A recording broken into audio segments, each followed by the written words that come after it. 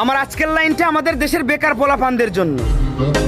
6 থেকে 7 বছর বয়সে পড়াশোনা শুরু করবা, 25 থেকে 26 বছর বয়সে তা শেষ করবা। এবার মা বাবার কাছে পর্যাপ্ত পরিমাণ টাকা না থাকায়, অফিসে মামা খালু না থাকায় বছরের পর বছর ঘুরেও চাকরি মিলতেছে না।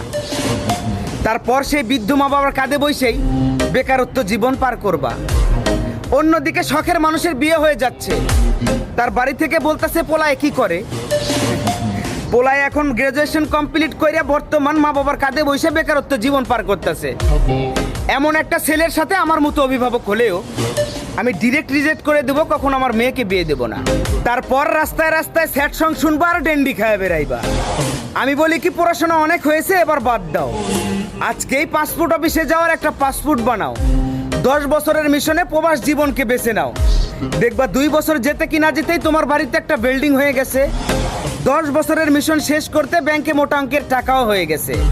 তারপর বাড়িতে ফিরে এসো, দেখবা তোমার জন্য মেয়ে নয়, মেয়ের মাও রাজি হয়ে গেছে।